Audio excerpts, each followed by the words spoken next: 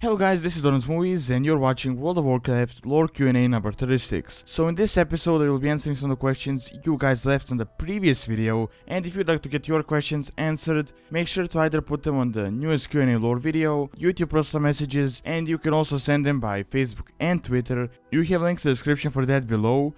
So if I don't answer your question by the video, you can send it by Facebook and Twitter and I will probably answer it pretty quickly with a message. Anyways, let's start. Byron asks, do you think we will ever go to Argus, and if so, what would we find there and what would be our reason for going there? What do you think? This would be good because so far we have only been to Azeroth and Outland/Draenor. So I do actually think that it would make like an excellent expansion. I mean, as the world has a lot of lore, it is like super ancient. I mean, when you think about it, the Draenei and Velen escaped like 25,000 years ago, but even before then the Eredar were a civilization, so it is pretty ancient. No one knows how old it actually is. But from what I understood, right now, I guess it's the main base of the Burning Legion. I mean, I know the Burning Legion was there before they got the Eredar in it, but before, I mean, the Burning Legion started in full swing around when they contacted Velen, Archimonde and Kil'Jaeden. And then most of the Eredar people joined the Burning Legion, while Velen and Draenei escaped. Now, after that, I don't think it was mentioned as to what happened to Argus, but I feel like there is a massive Burning Legion fortress there, and all sorts of these creatures, demons, and I don't know what the Burning Legion has. So I think it would honestly make it the best expansion ever. So I mean, just imagine going directly into the front doorstep of the Burning Legion, you know, instead of just defending yourself from them with their invasions and everything, just fighting them directly. And I actually do feel that we will see it at some point. I mean, it does have a lot of potential as of right now, because with this new expansion, Warlords of Draenor and War Crimes, and even the end of Mists of Pandaria, it has been kind of speculated that something is going on with the Burning Legion. I mean, the things have been kind of heating up, and especially now with Wrathion, as I said, that it's kind of firing up a bit with the entire Burning Legion thing. So something might be coming, and an Argus expansion would be perfect if the entire focus is on the Burning Legion. Alright, next, Buddy Ace asks, in Warcraft 3 Reign of Chaos, the tutorial with Troll, where you eventually rescue Grom and take the Alliance ships to sail to Kalimdor, where in Azeroth does that take place? Also in Warcraft 3 Reign of Chaos, in the Undead campaign level where you eventually slay Uther the Lightbringer for Terenas' urn, so you also defeat a paladin named Ballador the Bright, but he does not actually get killed. Now, has there been any info on how he survived and what he has been doing ever since that event? And finally, are Archimonde and Kil'Jaeden dead or alive? So I said, where was the entire exodus of the Horde located? Now, I'm not completely certain on the location. I haven't played that in ages. I know I played like 5 years ago last time, and I honestly believe it is somewhere around the Arathi Highlands and Hillsbrad foothills, but more in that part.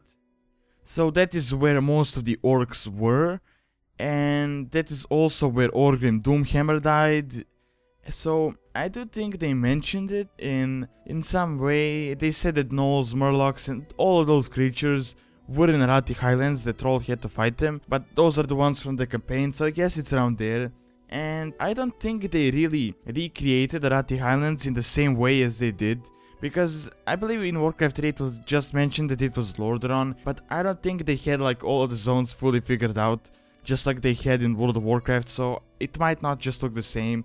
I mean, a lot of things don't look the same, for example Durotar, Northrend, or any other zone in that map. Okay, so for your second question, well, you mentioned Ballador the Bright, which I don't really remember him that well, and I believe he was just one of those placeholder paladins.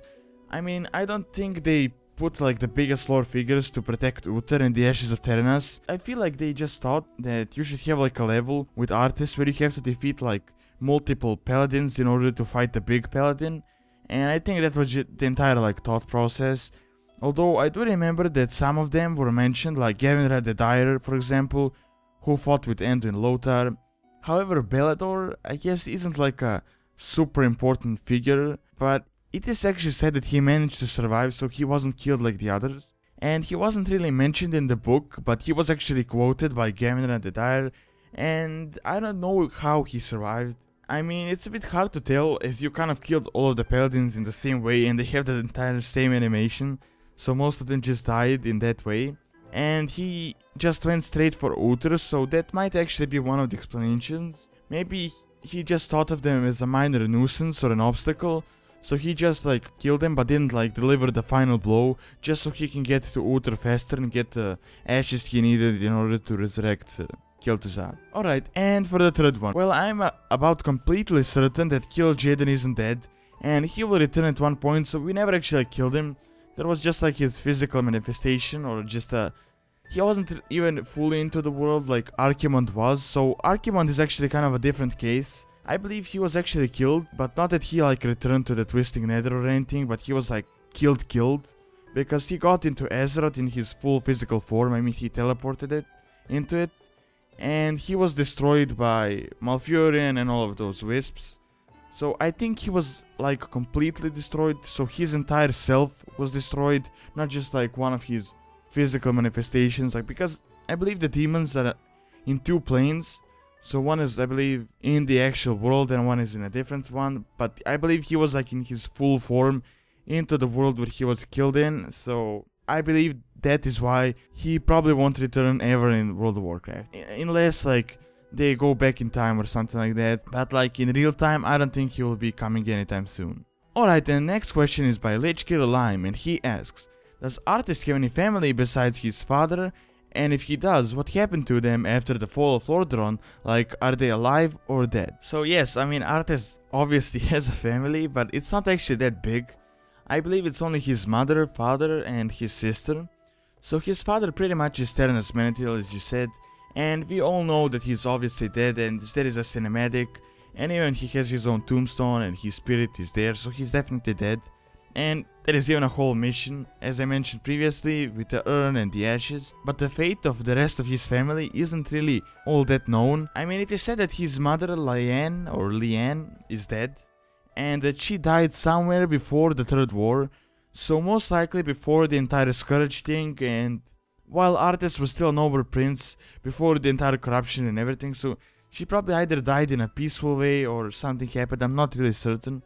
I don't think it was mentioned, but I really can't remember even if it was. However, he also has a sister, which I had answered in a few Q&As back, and her name is Kelia, and her fate is unknown as well, but it's like completely unknown. And nothing has been said, although there were some mentions of her return, some speculations and all of that. But you can check out lore Q&A number 30, yeah, I believe that's the one, as I gave a bit of a more detailed answer there, but I guess it's also worth mentioning that he also had Uther, which was more like an uncle and a mentor to him, but they were very close and everything, but I mean, we all know what happened with that, so he wasn't really directly in his family like his mother or sister or father, but I believe that is about as much as we know about his like actual family.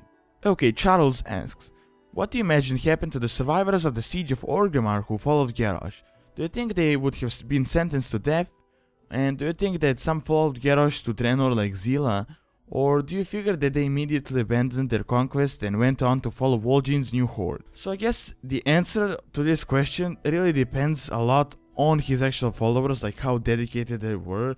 I mean, I'm guessing the super loyal ones, like the dedicated ones, the crazy ones, mostly died, and we defeated them on the gates of Orgrimmar as they kind of defended him with their own lives.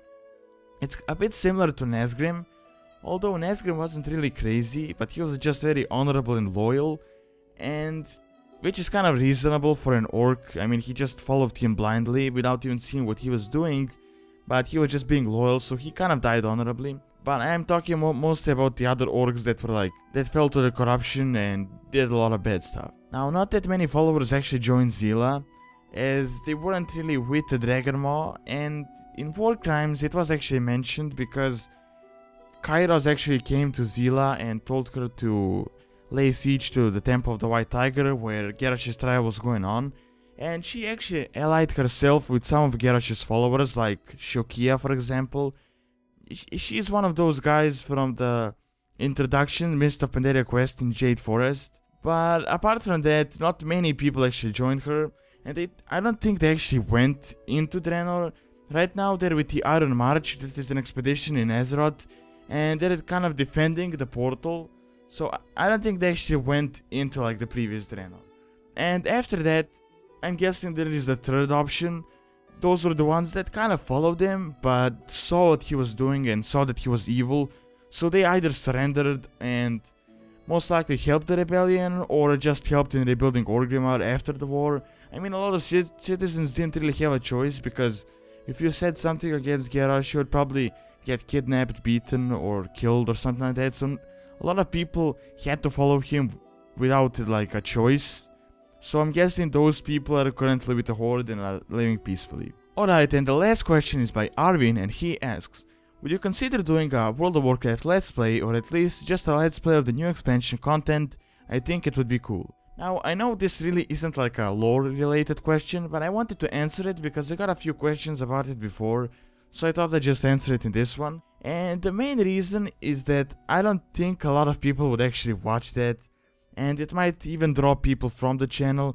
I know a lot of people, for example, get like high quality content and good content, and then they tend to make a bunch of Let's Plays and flood the channel, and then people tend to lose interest, so they don't even watch their stuff they watched before, because there's so much of these like different videos. And it's not actually like a problem for me to make them, like leveling videos or something like that with Worlds of Draenor, but it might actually take some time from working on other videos that I put a lot of effort in, just like the race RP guides or something like that. But honestly, I don't even know at this point. I mean, I actually had this idea of doing a RP Let's Play series, like in episodes, like episodic. So, for example, I would get a developed character and sort of make an edited Let's Play, not like, for example, I wouldn't be like running around for 50 episodes, like leveling 2 levels in each. But, for example, if I play like 2 hours, I will edit it to like a 10, 15, like 20 minute video episode, and probably would be like a weekly thing. But I really don't know how to approach it yet. I mean, I don't want to like RP stuff as in like a voice acting thing, because I just don't know how to approach it at this point. I mean, it's a bit different, it's something new. I know not a lot of people did it. Some people started these like RP series and they usually quit or did just like 1 or 2 episodes, but I'm thinking about it in a different way. Something as similar, I don't know if you guys watched, for example, Frankie on PC in 1080p. He makes these like Daisy videos that are like 30 minutes long or something like that, and it's like these really well made episodes where he shows where he's going and like explains the story of his journey and all of that.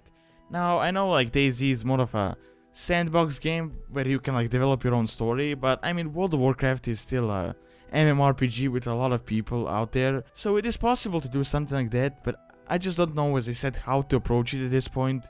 I'm trying to figure it out, but after I do, I might actually make something and it could be a worthwhile, but it really can be a worthwhile thing, but I just can't tell at this point. So if you want, you can leave some suggestions and feedback on what you would like to see, as I think it would be sort of unique and interesting if I do it, maybe even with other people or something like that, and I'm guessing it would get some views if I make it in a good way. So as I said, give me some feedback on that, on what you would like to see, and as I said, I don't really want to flood the channel too much, so this would be like an episodic thing. Although I do plan on diversifying the content a bit, while keeping all of the current content on the channel as well. Alright, and that is all I have for this lore Q&A. Don't forget to like, favorite and subscribe, as it helps out the channel a lot. And also thanks so much for taking your time to watch this video, and see you next time.